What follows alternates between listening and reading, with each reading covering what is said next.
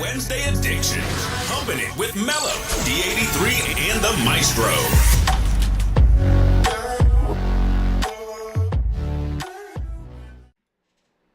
Hello and welcome, everyone. The week is almost over. You're halfway there. It's Wednesday, hump day, and you're now humping it with Mello, D83, and the Maestro. Please get your mind out of the gutter. Whether you are a Voltron fan or a Transformers fan, this is the podcast for you. Good evening, podcast fam. Thank you for joining us.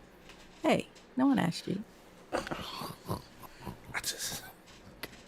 Tonight's discussion is raising kids in your 40s. We're continuing on with our series. Tonight will be tears. You bring me to tears. Ooh. Again, no one asked you. The thought that you had to bring up Voltron brought me to tears because I'm more of a Transformers fan. I am more of a Transformers fan. They're both big robot movies, but Voltron by far is far superior. Hey, wrong answer. hey, Wrong answer. hey, guys. I'm still not done talking about my feelings here. So let all other conversations need to cease, and we need to talk about me. Okay. Okay. I'm right here. I'll pass. Oh, you done? That was quick. Oh, hey, I just wanted to say I nailed the intro this time. No mishaps. That you did, sir. That you did. No mishaps. That was amazing. I can go ahead and leave now. I did my part. Y'all take care. That'd be great. All right, man. So, co-hosts, how are y'all doing this evening? Maestro D83, what's going on in your world? I'm doing well since Maestro got his feelings hurt. Ooh. It always makes my day. Always makes my day. Sir, surprises on you because my feelings ain't get hurt. Takes a lot more than that, especially from Mello. Let's be real here. Let's be real. I don't know what you mean by that. You're too square. You can't hurt my feelings.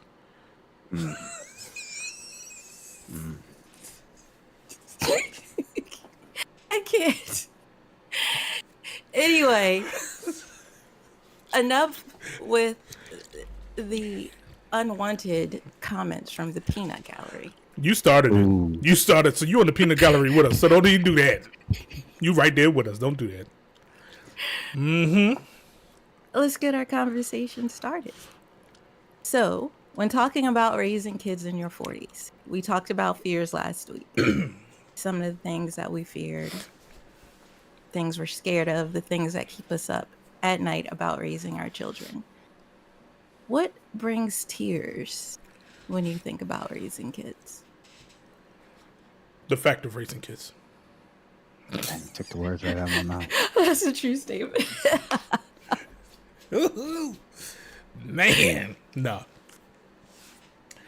I jest, but then I don't, because in all seriousness, like I would say, raising kids in today's time, right, in the society we have now, there's so many more pitfalls. I feel like, that that can derail them from their journey. So it's I don't know, man. If you think about it too much, it can be overwhelming. But I don't know.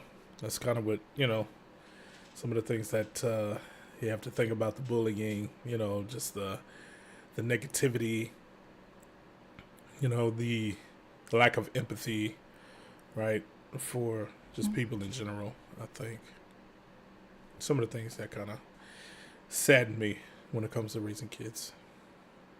What brings me to tears is the fact that my microphone went out, and now I'm having to use my Your Price Is Right, and I got my best Bob Barker microphone here. Listen, That's awesome. Price. Yeah. Anyways, Oh gosh. I'll make for a small man.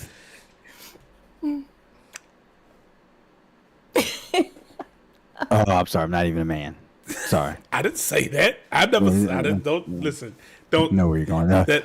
I didn't say that. See, he tried to set me up. I just want y'all to know that. you're not taking the bait anymore. I don't know what happened. Just No. I'm not a bad guy. so. Anyways, what brings me to tears is him lying. No, but there's moments too that are really awesome. When when you have kids. My oldest child, my son, I'll never forget when his sister was being delivered and his mom was in the delivery room, and we brought him in just for a brief moment to see his mom. And I'll never forget, we were walking down the hallway going to his grandmother. She was watching him, and he looked up at me and he goes, Dad, I wish I could take mom's pain away. And I said, you know what, man? That's dope. Don't ever change. Always remain that way. And I gave him a hug and a kiss, and I was just like, that was awesome. Yeah. Those are the good tears. Yeah. Yeah, I feel that for sure. Now that he's older and almost a teenager, he doesn't use those kind words anymore. It's a lot of mouth, so he's still bringing me to tears. Just not the emotional. It's like, in other words, he didn't stay the same. Yeah, that happens. Yeah. I think with me, I have a story kind of like yours. The boys, when they were growing up, they were special. But despite all of that, the empathy I think that they had at such a young age. Yeah. I remember they would stay with my dad while I went to school. So like when they would get home after school, he was there. It was kind of like a two-way thing. They kind of kept an eye out on him in his advanced stage, but he also enjoyed being there with them. And as special as they were, they used to like to get in trouble a lot. So they would need some discipline. And I remember my dad was coming after, I think, Noah one time. Or this was a story that was conveyed to me. And my dad had lost his balance, like almost fell.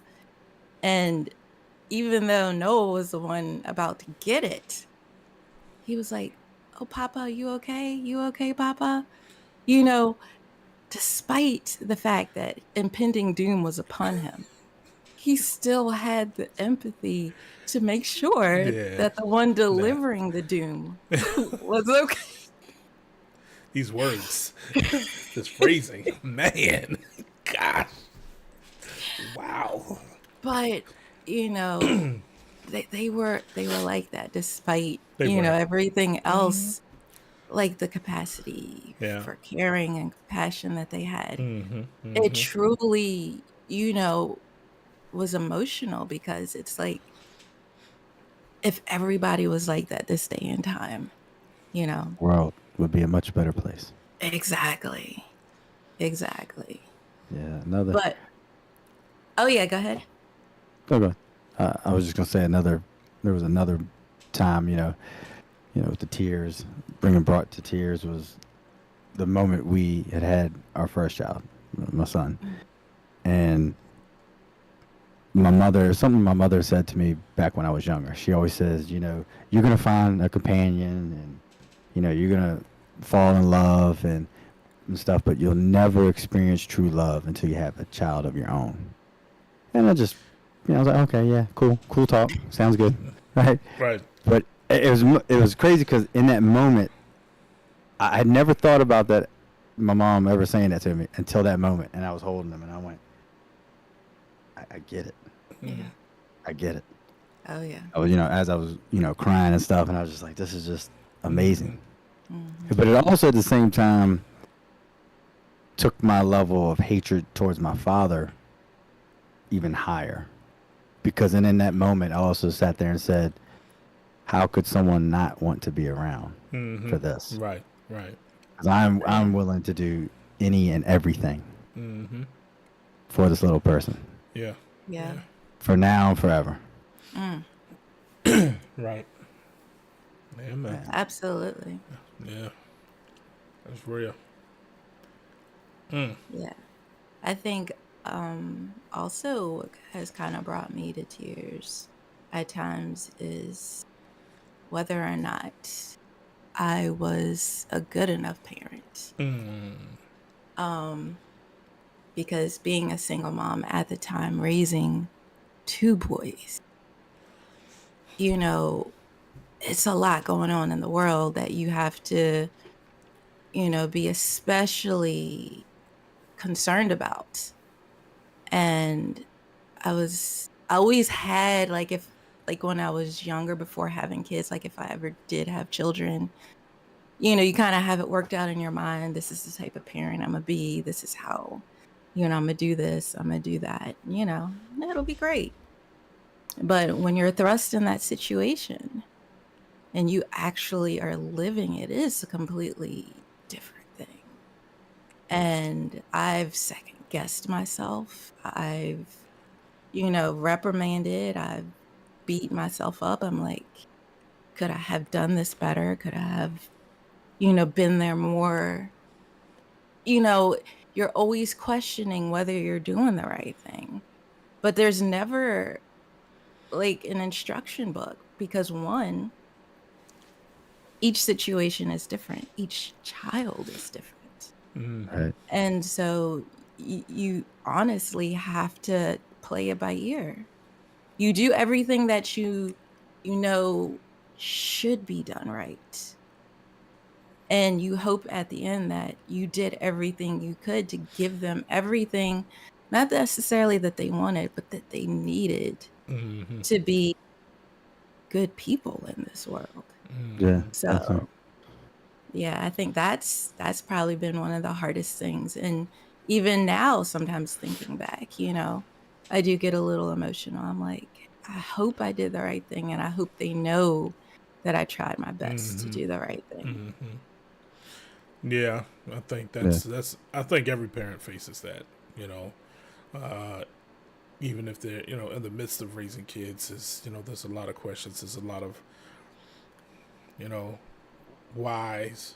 Kind of uncertainty of if you're doing it right. Everybody has an opinion, right? And the problem is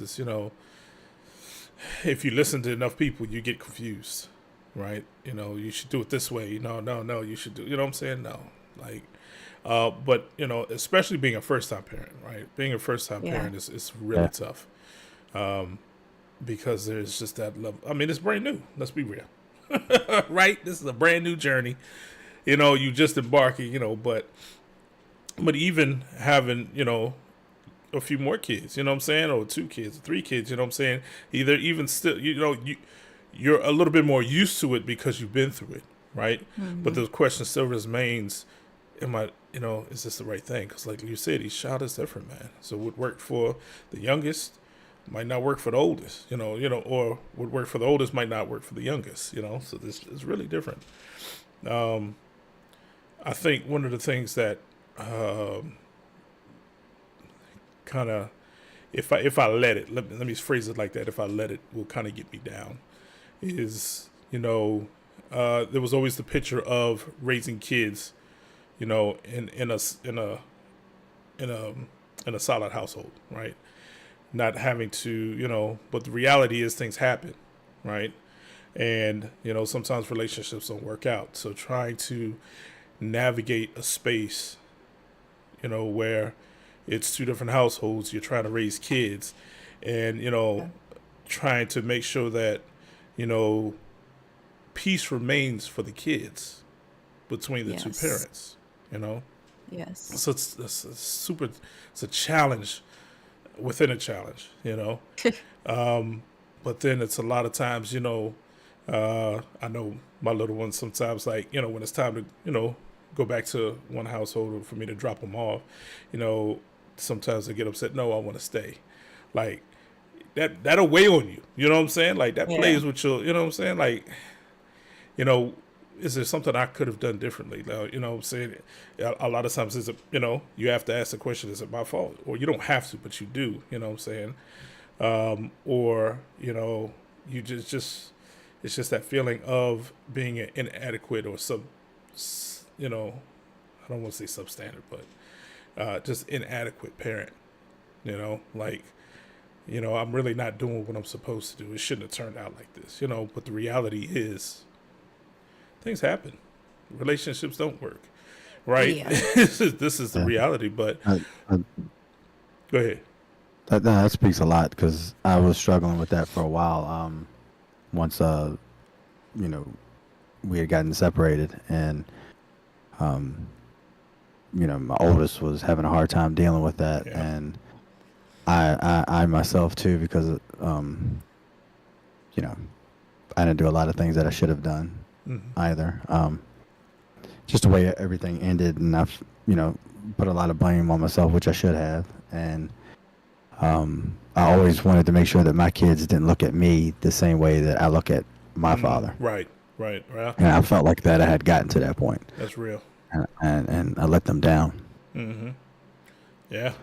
You know, time heals all wounds, but it still was in there, you know, in my mind. Yeah. Have I let them down? You know, do they look at me differently? Do they go? Yeah. But And it is, you know, and that's something.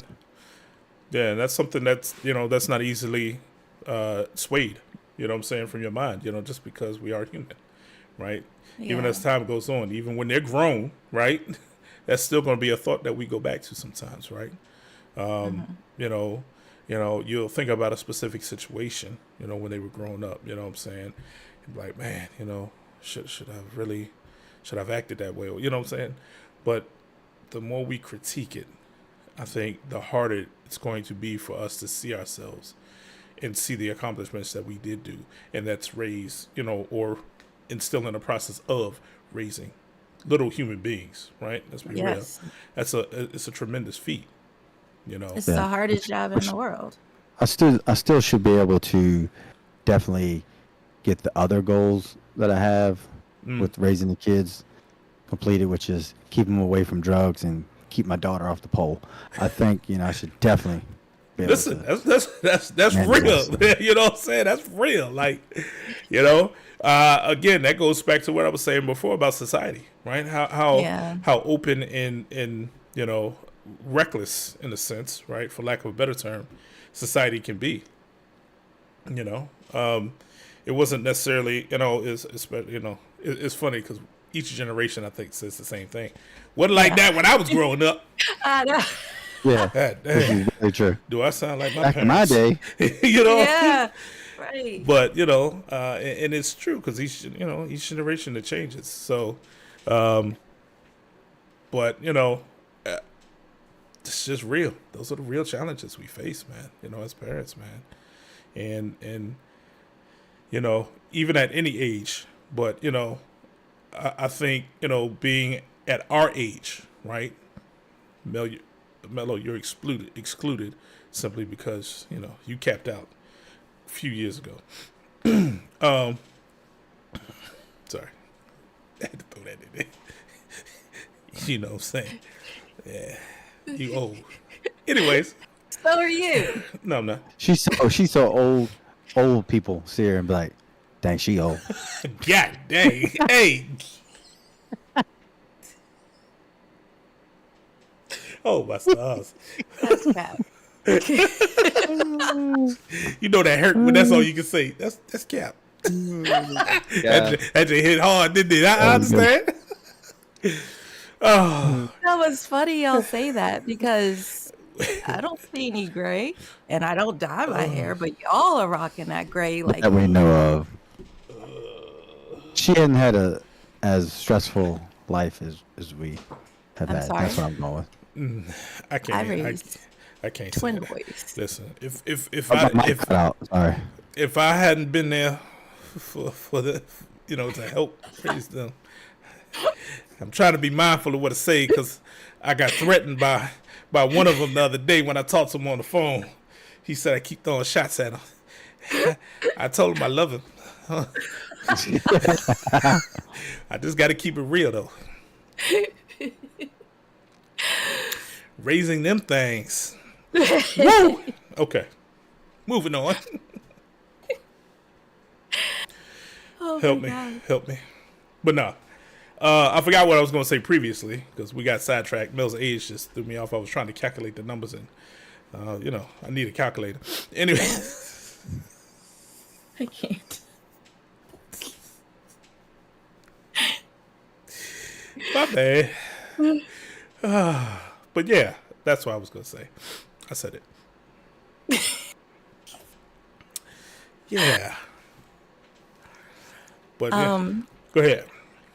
I was thinking about something D83 was saying, like if you had a parent that modeled behavior that you didn't want to repeat, you kind of feel like you're always in competition trying to make sure you don't That's true. fall into that slot, that bracket, that category. That's you true. know and I think that's something that you might unintentionally kind of put yourself in a position to where it's a competition, but really it's not, because I think sometimes the fact that you're there, that you're present and you're aware of it already puts you ahead of the game and makes you a better person than the one who wasn't there. Right. So That's facts. Yeah. Specifically, speaking to that, yeah. I think, one thing you can rest assured is that they still want to come see you. Like, right? I say that, what I'm saying? It sounds funny, but let's be real. You know what I'm saying? Yeah. Like, they love spending time. You know what I'm saying? So, that in itself is indication, man, that you're doing a good job, man. But they're taken care of, you know what I'm saying? Like, they're good, And I think it's good for us to kind of just step back sometimes and just, take the victories. You know what I'm saying? Like, hey, it's okay. Pat yourself on the back, man. Like, I might not have it all together, but you know what? I'm doing this thing, and it's working, So I think it's important for parents to do that, man, because Lord knows there's enough negatives and what ifs and, you should have did it this way and that. Like, it's enough of that, man. Like, give yourself some grace because it ain't easy. yeah, good point.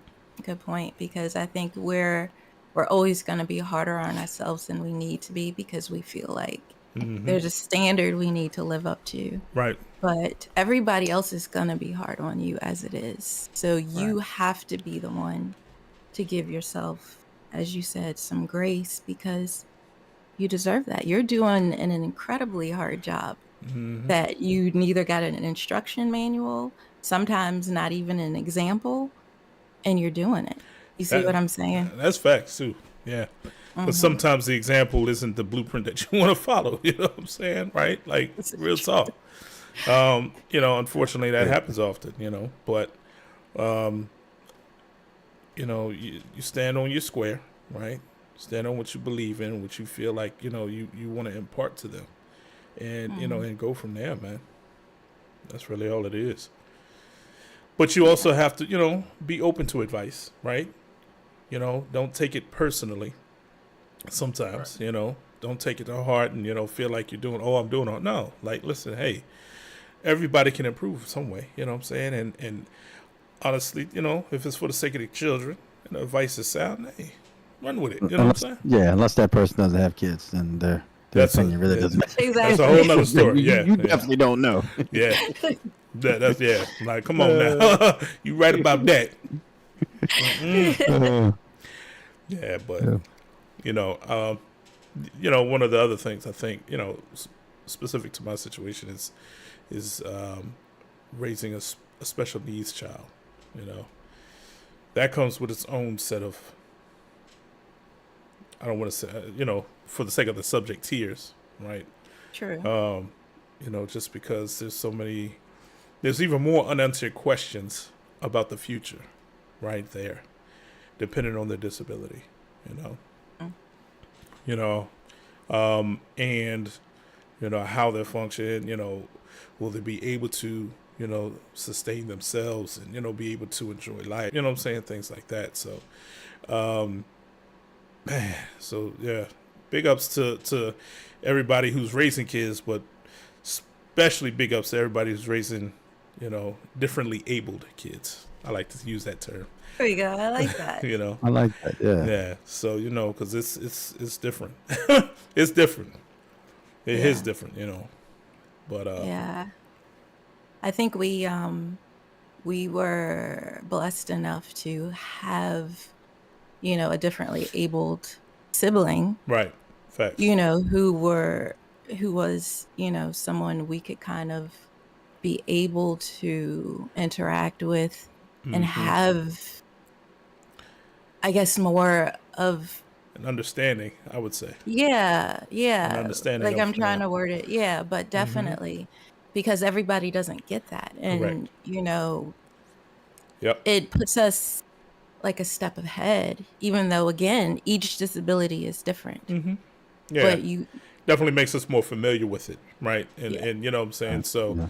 you know, you know, having a differently able child, right, a special needs child, uh, maybe that's why it didn't hit me as hard, right? Because mhm, you know, I think I was telling you the story earlier. You know, when I found out, I really never, it really never occurred to me to panic.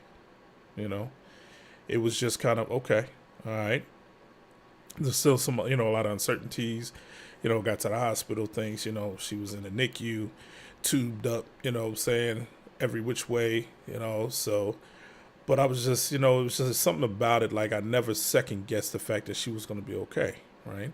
And that she right, was going to be herself, right? And that's the key, right? But, you know, there's certainly, I think, for a lot of parents too, right? There's this period to where it's like an acceptance period, right? mhm, Because you know, especially for women, I'd say, right? Because you guys have to do the hard work, right? Carrying the baby for 9 months and doing, you know what I'm saying, and the anticipation to move, you know what I'm saying. There's a lot that goes into that alone, right? But when the realization hits that, you know, your child is going to be a little bit different, right? mhm, There's this period to where you have, and it's okay, you know, you can mourn that, right? The fact that your child's not going to be the way you thought it was, right?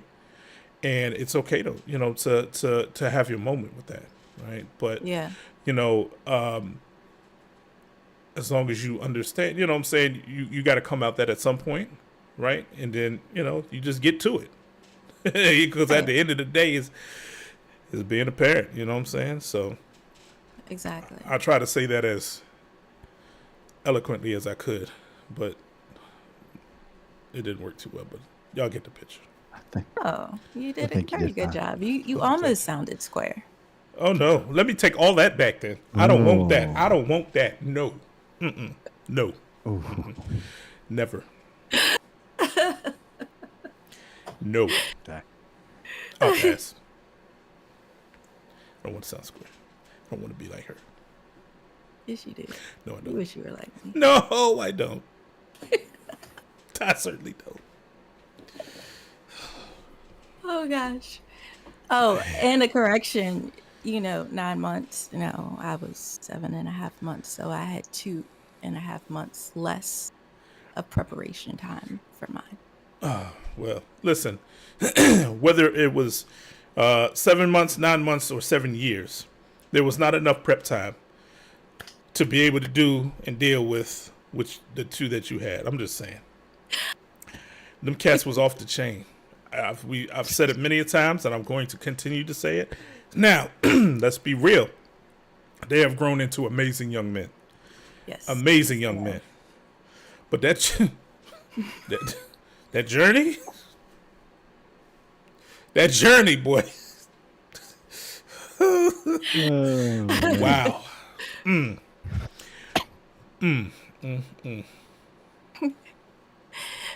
speaking of 7 years, that was funny how you did that. The song by Lucas Graham. Yep. I'm slick like that, I know.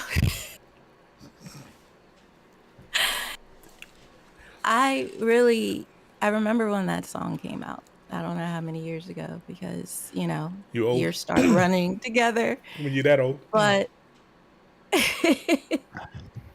but it kind of, I like the way like it was almost like poetry as he was going through his life, going through like what his parents were telling him Yeah. and how he kind of put it into play like with his own life, Yep. you know, No question. No question. like when I was 7 years old. And then the part that really got me is when he's like getting ready to be 60 years old. Are you gonna like succumb to the coldness of life? Or are you gonna have children to help keep you warm? And I think, that's something that you don't think about necessarily when you're raising them. But once they're grown, It's because you can't, because you got too much else to think about. To say, let's keep it real. but once you're grown, kind of like seeing the fruits of your labor, having your children come to visit, the Yeah. grandchildren. And I can't wait to be a grandparent. Hopefully no time soon. Because I can't wait to be able to spoil the children. And give them back. Yeah, I've always heard that was the best part. It's like, man, grandkids are so awesome because I get to return them. I was like, oh god. Yep.